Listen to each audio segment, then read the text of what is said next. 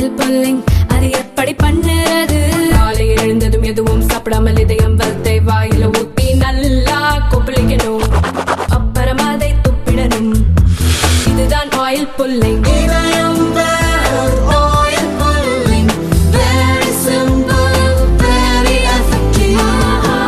இன்றைய தினம் திருச்சி மண்டலத்தினுடைய துணைத் தலைவராக இருக்கக்கூடிய திரு வருண்குமார் ஐபிஎஸ் அவர்களுடைய தனிப்பட்ட முறையில் நாம் தமிழர் கட்சியினுடைய தலைமை ஒருங்கிணைப்பாளராக இருக்கக்கூடிய திரு சீமான் மீது வழக்கு தாக்கல் செய்யப்பட்ட விவரம் உங்களுக்கு தெரியும். அந்த வழக்கு இன்றைய தினம் நீதிமன்றத்திலிருந்து அவருக்கு நோட்டீஸ் அனுப்பப்பட்டிருந்தது. இன்றைய தினம் கடந்த 7/1/2024 அன்று அந்த நோட்டீஸை கனம் நீதிமன்றம் அனுப்பப்பட்டிருந்தது. இன்றைய தினம் அவர் நேரில் ஆஜராகி டிஐஜி கொடுத்திருக்கக்கூடிய புகாருக்கு உரிய விளக்கத்தை அளிக்க வேண்டும் என்று நீதிமன்றம் உத்தரவிட்டிருந்தது. அதன்படி இன்றைய தினம் வாய்தாவிற்காக நம் புகார்தாரராக இருக்கக்கூடிய எமது கட்சிக்காரர் திரு ஐபிஎஸ் வருண் சார் அவர்கள் வந்திருந்தாங்க. நீதிமன்றம் அந்த சம்மன் பிரகாரம் அவர் வரவில்லை. அதற்கு ஒரு தொடர்ந்து அந்த சம்மன் நீதிமன்றத்திலிருந்து அனுப்பப்பட்ட அந்த சம்மனில் அவர்கள் சம்மன் வந்த விவரத்தை திரு சீமான் அவரிடம் தெரிவித்துள்ளோம், ஆனால் அதை அவர்கள் வாங்கவில்லை, வாங்க மறுத்து விட்டார் என்று அந்த அஞ்சல் துறையினர் அந்த கவரில் எழுதி அந்த கவரை திரும்பவும் நீதிமன்றத்தில் ஒப்படைத்துள்ளனர். அந்த விவரத்தை இன்றைய தினம் நீதிமன்றம் எங்களிடம் தெரிவித்தது. 7/4 அன்று வாய்தா போடப்பட்டுள்ளது. அன்றைய தினம் திரு சீமான் அவர்கள் நேரடியாக ஆஜராக வேண்டும் என்று உத்தரவிடப்பட்டுள்ளது. சமாதானமா பேசியிருந்தாலும் இப்போ மறுபடியும் பார்த்தீங்கன்னா சோசியல் மீடியாவில் ரிவர்ஸ் அப்படிங்கிற மாதிரி எல்லாம் போடுறாங்க சார். இது சார் அதை தான் நீங்கள் எல்லாமே சொல்றீங்க. உங்களுடைய கேள்வி நீங்கள் அமைதியாக இருந்தாலும் அவங்க சோசியல் மீடியாவில் ஐபிஎஸ்க்கு எதிராக தொடர்ந்து அவதூறு பரப்புறாங்கிறத தான் நீங்கள் சொல்றீங்க பத்திரிகையாளர்கள். ஆனால் இந்த இதை தான் நாங்களும் சொல்கிறோம். காரணம் நீதிமன்றம் இதை அனைத்து நீதிமன்றமும் இதை பார்த்து கொண்டு தான் உள்ளது. நடுநிலையாளர்களும் பார்த்துக்கிட்டு தான் இருக்காங்க. தொடர்ந்து அவருடைய தனிப்பட்ட முறையில் அவர் விவாகரத்தான ஆயிட்டாங்க அப்படிங்கிற மாதிரியெல்லாம் வேறு வெளியில் சொல்ல முடியாத அளவிற்கு அவரை எந்த அளவுக்கு மன உளைச்சலுக்கு உள்ளாக்க வேண்டும், அவரை காவல் பணியை தொடர்ந்து செய்ய விடாமல் இடையூறு செய்ய வேண்டும், அதன் பேரில் அவர் மேல் ஒரு குற்றச்சாட்டை வைக்க வேண்டும், அதன் மூலம் நீதிமன்றம் சென்று ஒரு பொய்யான காரணங்களை குறிப்பிட்டு அவரை பழிவாங்க வேண்டும் என்ற கெட்ட எண்ணத்தில் அவர்களுடைய ஆட்கள் திரு சீமானுடைய ஆட்களும் சீமானுடைய சோசியல் மீடியாவில் இருக்கக்கூடிய நபர்களை வைத்து அவர்கள் அவதூறு தொடர்ந்து பரப்பிக்கிட்டே இருக்காங்க. எங்களுக்கு எதுவும் தெரியாது. ஒரு நேர்மையான அதிகாரி அவர் நீதிமன்றத்தை தெய்வத்தை போல் நம்பியுள்ளார். நீதிமன்றத்தின் மேல் மிகவும் அவர் கண்ணியத்தோடு அவர் நடந்து கொள்கிறார். நீதிமன்றத்தின் மீது அளப்பரியாத நம்பிக்கை வைத்துள்ளார். நாங்கள் நிச்சயம் வெற்றி பெறுவோம் என்ற நம்பிக்கை எங்களுக்கு உண்டு. கண்டிப்பாக நாங்கள் போராடி வெற்றியை பெறுவோம், அவருக்கு தண்டனையை வாங்கி தருவோம். அதில் எந்த விதமான மாற்று கருத்தும் கிடையாது. போன தடவை ஆஜரா சொல்லும் போதே நீதிமன்றம் உத்தரவு போட்டுருந்துச்சு, அடுத்த தடவை கண்டிப்பாக அவர் நேரில் ஆஜராகணும், வக்கீல் ஆஜராகக்கூடாது சார். அது இப்போ இதிலே இந்த வழக்கை அவங்க ஃபைலிங் எடுத்து டேக்னா ஃபைல் எடுத்து அவங்க ஃபர்தர் ப்ரொசீடிங்கை ஸ்டார்ட் பண்ணலாம். ஆனால் அந்த பிஎன்எஸ் ஆக்ட் படி ஒரு முறை அவங்களுக்கு வாய்ப்பு வழங்க வேண்டும் என்ற அடிப்படையில் நீதிமன்றம் வழங்கிறது. அது நீதிமன்றத்துடைய அது ஒரு தனிப்பட்ட அதிகாரம், நடைமுறை, அது அதிகாரம். அதனால் அவர்கள் அதை செய்திருக்கார்கள். மீண்டும் ஒரு வாய்ப்பை அவருக்கு கொடுத்திருக்கிறார்கள். இல்லை பிடிவாரண்டு போடலாம், அது இல்லை நேரடியாக வழக்கை எடுக்கலாம், அது மாதிரியான நிறைய இருக்கு. அது நீதிமன்றத்தில் இருக்கிறதுனால அதை பற்றி நிறைய சொல்ல முடியவில்லை. அதை நம்ம பேசுறதும் அவ்வளோவா நல்லதில்லை. அவர் தொடர்ந்து அவதூறு பரப்பிட்டு வர்றாரு, அவரை நிறுத்தணுங்கிறது தான் எங்களுடைய வேண்டுகோளாக இருக்குது. சார் ஏற்கனவே பேசுனதுக்கு வழக்கு தொடுத்திருக்காரு, இப்போ திருப்பி இந்த மாதிரி அவதூறா பார்க்குறாங்க. இல்லை அது சட்ட நடவடிக்கை நாங்கள் எடுத்துட்டு இருக்கோம். வழக்கு அடிஷனலாக பெட்டிஷன் போகிறத பற்றி ப்ராசஸ் நடந்துட்டு இருக்கு சார். நாங்கள் யோசிச்சுட்டு இருக்கிறோம். தொடர்ந்து இப்படி அவதூறு பரப்பிட்டு இருக்காங்க. நாங்கள் அது எந்த ஐடியிலிருந்து அவங்க போட்டாங்க, யார் அதை பண்ணாங்கங்கிறதெல்லாம் நாங்கள் எடுத்துகிட்டு இருக்கோம் சார். அதுக்கான முயற்சி கண்டிப்பாக சட்ட நடவடிக்கை எடுப்போம். ஆனால் அவர் தொடர்ந்து இந்த இதை நிறுத்திக்கிட்டாருன்னா ரொம்ப நல்லா இருக்கும். ஆனால் அவர் சொல்கிறாரு இவரை காமிச்சு மற்றவங்க வழக்கு போடுறாங்கன்னு. ஆனால் ஒரு டிஐஜி மீது வழக்கு பதிவு செஞ்சு தன்னை விளம்பரப்படுத்தி கொள்கிறார். அதுதான் அது உண்மை. அதை மறைச்சு அவர் வந்து இந்த மாதிரியான வேலைகள் எல்லாம் செஞ்சிட்டு இருக்கிறார் சார். இப்ப நீதிமன்ற நடவடிக்கைகள் உங்களுக்கு திருப்தியா இருக்கா சார்? நீதிமன்றத்தின் மீது எங்களுக்கு எப்போதுமே நம்பிக்கை உண்டு, நீதிமன்றத்தின் மேல எங்களுக்கு மரியாதை உண்டு. இப்பவும் நீதிமன்றத்தை தான் நாங்கள் நம்பி உள்ளோம். கண்டிப்பாக எங்களுக்கு நீதி கிடைக்கும் சார்.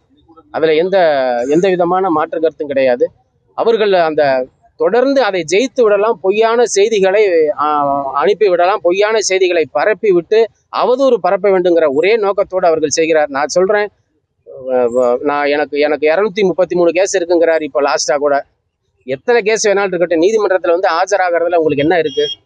அன்கிளைம்டு பண்ணிடுறீங்க, ரெஃப்யூஸ் பண்ணிட்டு திரும்பி நான் நீதிமன்றத்தில் என் மேல கேஸ் இருக்கு நான் பாத்துக்கிறேன்னு சொல்றாரு. என்ன கேஸ் இருக்கு? நீங்க அப்புறம் ஹைகோர்ட்ல போய் இந்த நீதிமன்றத்துல நான் வந்து எனக்கு வந்து விலக்கு கொடுங்க, இந்த நீதிமன்றத்துல இருந்து ஆஜராகிறதுல இருந்து விலக்கு கொடுங்கிறாரு.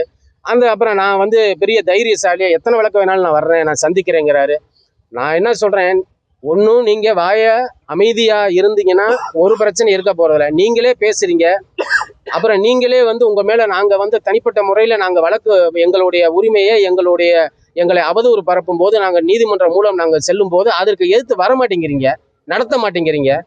அப்போ நீங்க நான் வந்து என் மேல 233 வழக்கு இருக்குதுன்னு சொல்லி மக்களிடம் வந்து தவறான ஒரு பொய் பிரச்சாரத்தை தான் பண்றாரு ஒழிய, அவர் வந்து தைரியமான ஆளா இருந்தா நேரடியா வாங்க, வந்து நடத்துங்க. உங்க மேல உள்ள கேஸுகளை வந்து நீங்க நிரபராதின்னு முதல்ல நிறுவிங்க சார்.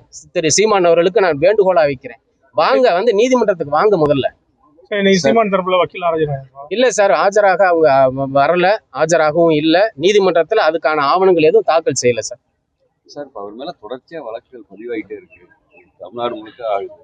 ஆனாலும் அவர் சந்திச்சுட்டு தான் இருக்காரு. எத்தனை வழக்குகள் இருக்கு இது வரைக்கும் சார்? அது இப்போ காவல்துறைகளுக்கு தான் சார் தெரியும். நான் தனிப்பட்ட முறையில 2 வழக்கு அவர் மேல தாக்கல் செஞ்சிருக்கேன். ஏன்னா இது வந்து திரு டிஐஜி சாருடைய வழக்கு சம்பந்தமா கேட்கறதுனால அது சொல்லக்கூடாது. இப்ப அவர் இல்லைங்கிறதுனால அதை நான் சொல்றேன்.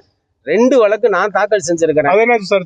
தமிழ்தாய் வாழ்த்து மீது அவமரியாதை பண்ணி பேசியிருக்கிறாரு. தமிழ்தாய் வாழ்த்தை எடுத்து விடுவேன், தூக்கி விடுவேன் என்று சொன்னாரு. 2 வரியை தூக்குனதுனால கொந்தளிப்பதா, நான் ஆட்சிக்கு வந்தா நான் வந்து எடுத்துருவேன்னு சொன்னாரு. அப்படிப்பட்ட அந்த தமிழ்தாய் வாழ்த்தை அவமரியாதை செய்து பேசினதுனால நான் காவல்துறையிடம் புகார் கொடுத்தேன். அந்த புகார் மீது அவங்க நடவடிக்கை எடுக்கல. அதனால நடவடிக்கை எடுக்க உத்தரவிட வேண்டும் என்று நான் அவங்களுக்கு நீதிமன்றத்தில் வழக்கு தாக்கல் செஞ்சிருக்கேன். அந்த வழக்கு நிலுவையில் இருக்குது. இன்னொரு வழக்கு ஒன்று போட்டிருக்கேன். அது என்ன வழக்குன்னு கேட்டிங்கன்னா, அதாவது அம்மா அப்பா அக்கா தங்கச்சிங்கிறது எவ்வளவு ஒரு புனிதமான உறவு. கட்சி பேர்லயே நாம் தமிழர்கள்னு வச்சுட்டு தமிழ் இனத்துக்கு, தமிழ் உணர்வாளர்களுக்கு துரோகம் செய்கிறாரு. அப்படியாப்பட்ட வகையில தந்தை பெரியார் எதையும் சொல்லாத ஒரு விஷயத்த அக்கா தங்கை அம்மா இவர்களிடம் இச்சை வரும்போது அவரோட உடலுறவு வைத்து கொள்ளலாம் என்று தந்தை பெரியார் சொன்னதாக சொல்றாரு. இந்த ஒரு அடிப்படையிலே ஒரு ஆதாரமற்ற ஒரு குற்றச்சாட்டை ஒரு இறந்து இவ்வளவு காலமான ஒரு பெண்ணின போராளி, சமூக சீர்திருத்தவாதி, சுதந்திர போராட்டத்துக்காக உழைத்த ஒரு மகான், அப்படிப்பட்ட ஒரு தந்தை பெரியார், உனக்கு இந்த உரிமையை கொடுத்தவர் அவர். இப்படி பேச சொல்லக்கூடிய அந்த உணர்வை, சுயமரியாதையை தூண்டி விட்டவர் தந்தை பெரியார். அப்படிப்பட்ட தந்தை பெரியார் பிறந்த இந்த மண்ணில் இருந்து கொண்டு அவரையே தூற்றுகிறார். அப்போ அவரை வைத்து நீ அரசியல் லாபம் செய்யறதுக்காக நீ முடிவெடுத்திருக்கிறீங்க அப்படிங்கிறத தான் எங்களுடைய பார்வையா இருக்குது. நான் அதுலயும் ஒரு வழக்கை தாக்கல் செஞ்சிருக்கேன். தமிழ்தாய் வாழ்த்துக்கு எதிராகவும் ஒரு வழக்கை தாக்கல் செஞ்சிருக்கேன். அந்த தமிழ்தாய் வாழ்த்துக்கு எதிராக தாக்கல் செஞ்சிருக்கிறதுல கண்டிப்பா அது ஆயுள் தண்டனை கிடைக்கிற அளவுக்கு சட்டத்துல இடம் இருக்கு.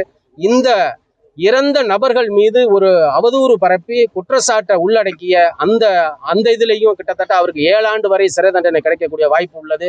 அப்படிப்பட்ட வழக்கை நான் தொடர்ந்து உள்ளேன்.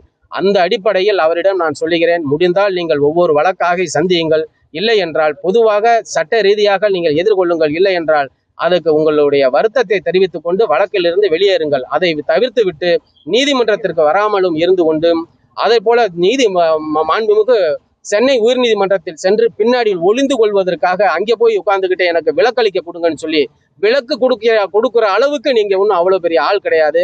கண்ணியம் வேண்டும். அந்த கண்ணிய குறைவாக ஒரு கட்சியினுடைய தலைவராக இருந்து கொண்டு இவர் ஒரு கண்ணிய குறைவாக நடந்து கொள்வது அது நல்லதல்ல. பெண்களை பத்தி சொல்றாரு. பெண்கள், ஒரு பெண்ணு வந்து ஒரு பெண் தாய்க்குளம் வந்து சொல்லியிருக்குது அவர் மேல.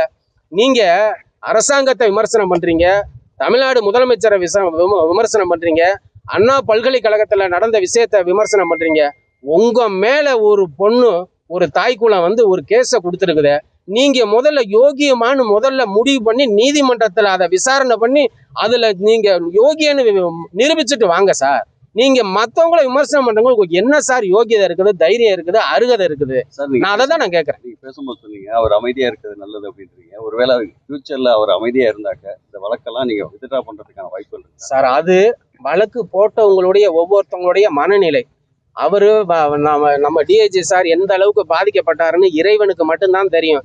அவருக்கு நான் வழக்கறிஞராக இருக்கின்ற காரணத்தினால், அவரிடம் நான் நெருங்கி பழகிய காரணத்தினால் எனக்கு தெரியும் அவருடைய மனநிலை. அவர் எந்த அளவுக்கு பாதிக்கப்பட்டுள்ளார், ஒரு உணர்வாக அவர் எந்த அளவுக்கு இருக்கிறாருங்கிறது எங்களுக்கு தெரியும். அது அவர் மன்னித்து ஏற்றுக்கொண்டால் அவருடைய பெருந்தன்மை, அவர் விட்டு விடுவார். இப்ப நான் அவர் அமைதியா இருந்துட்டாருங்கிறதுக்காக நான் விட முடியாது. தமிழ்தாய் வாழ்த்தை ஒரு குழந்தைகளுக்கும் இளைஞர்களுக்கு என் பையன் கேட்கறான் சார். என் பையன் 4th படிக்கிறான், என் பொண்ணு 9th படிக்குது. அவங்க கேட்கறாங்க, யாருங்க இந்த ஆள் மெண்டல் மாதிரி பேசுறாரு, இப்படி பேசுறாரு, தமிழ்தாய் வாழ்த்தை நாங்களாம் டெய்லி பிரேயர்ல நின்று நாங்க பேசுறோம், அதை போய் எடுத்துறேன்னு சொல்றாரு அப்படின்னு சொல்றாங்க. நான் அதுக்கப்புறம் தான் அந்த வழக்கையே நான் தாக்கல் செஞ்சேன். இப்படி தொடர்ந்து அவதூறு பரப்புறாரு. அப்ப என்னுடைய மனநிலை, நான் அவர் அமைதியா இருந்தாருன்னா நான் வேணா போகலாம். அது மாதிரி ஒவ்வொருத்தவங்களுடைய கடந்த வாரம் கூட ஒரு பேட்டியில சொல்லியிருந்தாரு. அதாவது ஒரு வழக்கறிஞர் வழக்கு தாக்கல் செஞ்சிருக்கிறாரு சென்னை உயர்நீதிமன்றத்தில் கேட்கும்போது அவர் சொல்றாரு, அவர் யாருன்னு உங்களுக்கு தெரியுமா, என்னைய வச்சு விளம்பரம் தேடிக்கிறதுக்காக அவர் பண்றாரு, அவர் உங்களுக்கு தெரியாது இல்லை, இப்ப கேட்குறீங்கல்ல அப்படிங்கிறாரு. ஏங்க மிஸ்டர் சீமான், உங்களை யாருன்னு முதல்ல தெரியுமா? தந்தை பெரியாரை சொல்லி, தலைவர் கலைஞரை சொல்லி, எம்ஜிஆரை சொல்லி, அம்மா ஜெயலலிதா அம்மாவை சொல்லி, இப்படி எல்லாத்தையும் சொல்லி அவங்கள விமர்சனம் பண்ணி தான் நீ பெரிய ஆள் ஆனீங்க. அந்த இதை விட்டுறீங்க. நீங்க தான் மற்றவங்களுடைய பேரை யூஸ் பண்ணி அவங்கள திட்டுனா, இப்ப கூட நீ யாரையோ திருப்திப்படுத்துறதுக்காக இறந்து இத்தனை ஆண்டு காலம் ஆகி உயிரோடு இருந்த காலத்தில் இந்த சமூகத்திற்காக போராடிய தந்தை பெரியார் மீது நீங்க அவதூறு பரப்புறீங்க. நீங்க விளம்பரம் தேடும் போது அந்த விளம்பரம் தேடக்கூடிய நபரை நீதிமன்றத்தின் முன் நிறுத்த வேண்டும் என்று நாங்கள் ஏன் போராடக்கூடாது? என்னை போன்ற ஒரு வழக்கறிஞர்கள், அந்த அடிப்படையில் போராடக்கூடிய ஒரு வழக்கறிஞர், அந்த வழக்கறிஞரை அவர் சிவபெருமானை கும்பிடுகிறார், ஓம் நமசிவாய என்று சொல்ல மாட்டார் என்று சிவபெருமானை அவர் இழுத்து பேசுகிறார். என்னைக்கு நீங்க சிவபெருமானை இழுத்து பேசுறீங்களோ அன்னைக்கே உங்களுக்கு அந்த காலம் நெருங்கி வந்து விட்டது என்றுதான் நான் சொல்ல வேண்டும். ஏனென்று சொன்னால், சிவாய நம என்று சொல்லி வருபவருக்கு அபாயம் ஒருபோதும் இல்லை என்று சொன்னார். ஆனால் அந்த சிவாய நம என்று சொல்ல வரை விமர்சனம் பண்றீங்க. கடந்த பேட்டியில பார்த்திருப்பீங்க. அந்த இதெல்லாம் நான் பார்த்துட்டு சொல்றேன். அது மாதிரியான விளம்பரத்தை தேடக்கூடிய ஒரு நபராக இன்று அவர் இருக்கிறார். பெரியார், எம்ஜிஆர், ஜெயலலிதா அவங்கள மலிவா விமர்சனம் பண்றதுல அவரு ஆதாயம் தேடுறாருங்கிறது உங்க குற்றச்சாட்டு. கண்டிப்பா சார், அவர் ஆதாயத்துக்காக தான் பேசுறாரு சார். ஆதாயம் இல்லைன்னா எப்படி சார் இறந்து இத்தனை ஆண்டு காலம் இருக்குன்னு சொல்றீங்க? 70 வயதில் அவர் இன்னும் ஒரு பெண்ணை கல்யாணம் பண்ணாரு தந்தை பெரியாருன்னு நீ சொல்ற. உனக்கு என்ன 60 வயசு தானே சார் ஆகுது? நீங்க இன்னொரு பொண்ணை கல்யாணம் பண்ணிட்டு என்னை ஏமாத்திட்டாரு, என்னை கற்பழிச்சுட்டாருன்னு சொல்லியிருக்காங்க. கற்பழிப்பு புகார் இருக்குது, எஃப்ஐஆர் போட்டிருக்காங்க சார். உங்களுக்கு 60 வயசுலேயே 2-3 மனைவிகள் தேவைப்படும் போது தந்தை பெரியாருக்கு வயதான காலத்தில் அவரை பார்த்து கொள்வதற்கு அவர்களை சட்ட ரீதியாக சொல்லுகிறது, அவர்களை பராமரிப்பதற்காக. அந்த நேரத்தில் இருக்கக்கூடிய விஷயத்திற்கு அவர் இருந்ததை விமர்சனம் பண்ணுவது தவறு என்பதை தெரிவித்துக் கொள்கிறேன்.